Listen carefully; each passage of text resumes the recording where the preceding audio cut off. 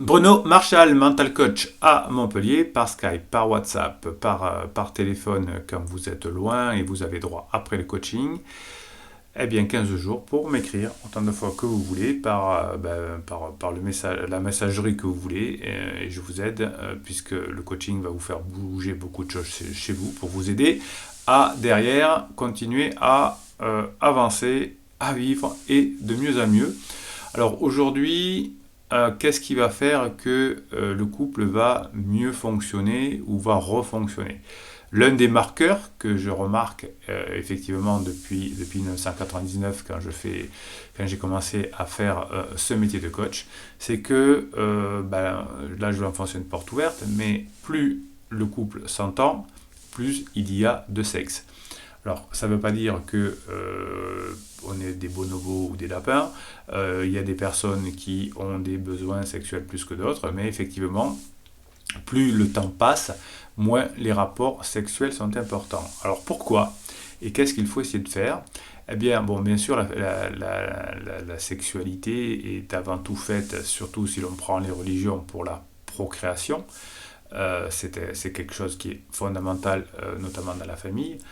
Mais pour que le couple, plus généralement, outre la famille, c'est-à-dire le couple, on va dire, amant, maîtresse, hein, les parents qui doivent avoir le côté papa-maman et amant-maîtresse, ce côté doit être plutôt, on va dire, récréatif ou en tout cas divertissant. Vous savez qu'un couple qui fonctionne est un couple qui continue à avoir du divertissement. Si ce couple n'a plus de divertissement, eh bien, on va aller chercher le divertissement ailleurs, avec des amis, avec des copains, voire avec des personnes autres, et risque d'y avoir d'ailleurs à ce moment-là une adultère. Alors bien évidemment, j'aime bien lorsque je remarque quelque chose, qu'ensuite il y a des études qui sont payées pour le confirmer. Alors, ce n'est pas parce que je l'ai dit on fait ces études-là de confirmation, mais effectivement, souvent, dans notre métier de coach, on expérimente des choses, hein, puisque, en tout cas, cette chaîne est une chaîne scientifique, puisqu'on ne parle que de témoignages et de choses vécues, hein, d'expérimentation. J'ai eu le plaisir de voir dans la revue Evolutionary Behavioral Science, qui est une revue anglaise, une étude de l'université norvégienne, alors de sciences et de technologie, NTNU, qui explique que les couples qui fonctionnent dans le long terme ont réussi à faire la distinction, dans le sexe en tout cas, entre les aspects relationnels et émotionnels de leur relation. C'est-à-dire que quand le sexe n'est plus un enjeu émotionnel et relationnel, mais qu'il permet de faire en sorte que les deux cerveaux vibrent ou sont connectés en même temps, c'est-à-dire connectent leurs parties du cerveau. Vous avez une vidéo sur les ups du cerveau que j'ai faite récemment. Lorsque l'on fait l'amour avec quelqu'un, les parties du cerveau que l'on a chacun sont reliées en même temps chez l'un et chez l'autre, et donc ça crée du lien par les neurones miroirs. Ce que je remarque chez les couples qui sont en difficulté, avant qu'ils ne fassent le coaching et qu'ils reviennent ensemble, qu'ils améliorent leur relation, c'est qu'effectivement, pour des raisons X ou Y, on a abandonné le côté récréatif, amusant, challenger du couple. Face à la fatigue de la journée, face aux ennuis, aux disputes, etc., on va faire passer cette partie de divertissement en deuxième et le couple va se détériorer.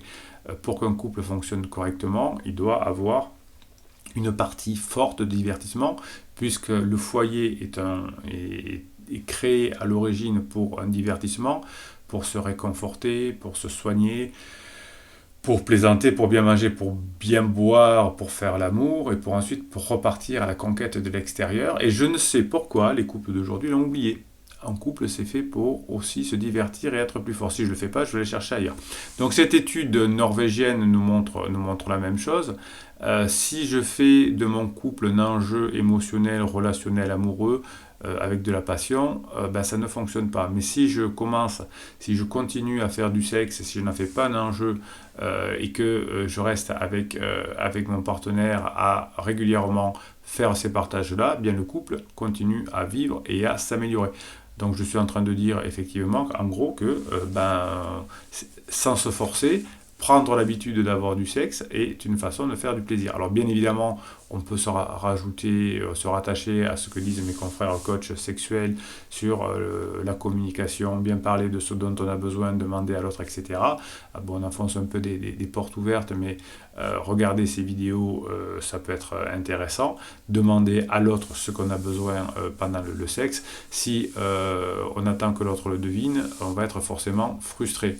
Alors je sais que plutôt les femmes que j'ai en coaching me disent que leur fantasme, leur rêve, c'est que les hommes découvrent ce dont ils ont besoin. C'est une réalité, comme disaient les femmes. Plutôt les hommes me disent, si on m'explique ce dont on a besoin, c'est beaucoup plus facile. Hein. Donc les deux parties parfois peuvent se perdre un petit peu là-dedans. Donc mes collègues coachs sexuels vous conseillent dedans en vous disant en gros, parlez-en. Voilà. Voilà, vous avez en une phrase résumé beaucoup de conseils de coach sexuel et c'est plutôt bien. Donc cette partie sexuelle va vous permettre de continuer à avoir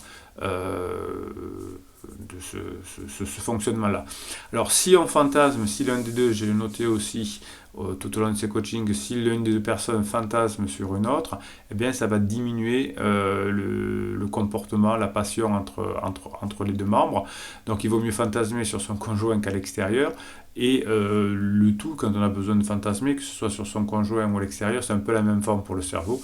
Donc si on se donne un peu de mal, un peu de volonté, un peu de coup de pied aux fesses, eh bien on arrive beaucoup plus facilement à avoir du sexe avec son conjoint et que ça devienne à la fois quelque chose qui soit récréatif et qui améliore le fonctionnement et les sentiments, puisque plus on va créer ensemble d'ocytocine, je vais y arriver, la molécule de l'attachement par exemple, eh bien plus on va rester ensemble et on va être content de l'être. Voilà cette vidéo qui est un peu au contre-courant, hein, si on fait du sexe récréatif, si on ne met pas trop d'enjeux relationnels, si on ne s'en sert pas pour punir son conjoint, sa conjointe de disputes ou de choses comme ça, eh bien le couple va durer.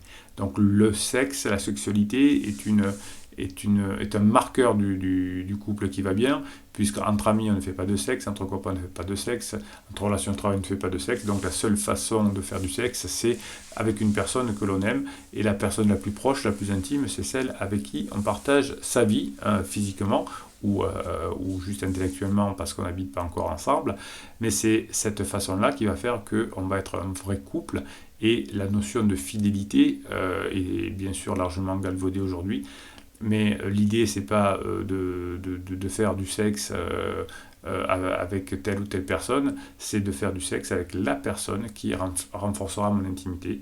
Et donc si je me gendarme, si je me force, si je m'amuse à avoir du sexe avec mon partenaire, eh bien la relation va s'améliorer. Si la relation s'améliore, j'aurai besoin de plus en plus et envie de plus en plus de sexe, etc. etc.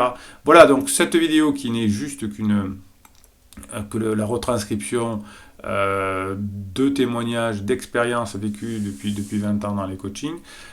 C'est peut-être un contre-courant, mais j'étais assez content qu'une revue sur le comportement à comité de lecture anglophone valide aussi ce que j'ai observé depuis 20 ans. Donc si vous voulez vous amuser, si vous voulez faire plaisir à votre partenaire, si vous voulez vous faire plaisir à vous et que vous soyez plus coquin ou plus coquine, eh bien ça va renforcer votre couple et vous serez de mieux en mieux, vous aurez de plus en plus envie de sexe. Mais au départ, il faut mettre un coup de booster. Si on se laisse aller, eh bien on peut aller à des catastrophes. Et ensuite, il faut faire appel à un coaching pour retrouver son couple, sa légèreté, etc. Alors on y arrive bien évidemment, mais ça vous demande de ramer, j'allais dire contre-courant, non, mais plutôt dans le sens de la nage. Voilà, si vous êtes généreux, et vous l'êtes, et si vous êtes généreux, vous allez mettre un pouce en l'air sur cette vidéo pour que YouTube puisse le proposer à d'autres personnes qui seront éventuellement intéressées et que ça pourra peut-être inspirer, donner des idées. Donc si vous mettez un pouce en l'air, d'autres personnes pourront peut-être être inspirées par cette vidéo, au moins en retenir une idée et donc la partager avec d'autres. Vous pouvez d'ailleurs la partager avec des personnes directement, c'est aussi bien. Abonnez-vous à cette chaîne, pourquoi? Parce que vous avez des posts qui vous sont réservés en tant qu'abonné tous les jours, et puis nous sommes une communauté, et nous sommes bienveillants et positifs, donc on témoigne sur cette chaîne, on pose des questions, j'y réponds, on met des commentaires, on explique ce que l'on vit, ce que l'on voit, et ensemble, on devient plus humain, plus fort, et plus autonome et heureux. Voilà, c'était Bruno Marshall, et Bruno Marshall, qu'est-ce qu'il vous dit? À très bientôt.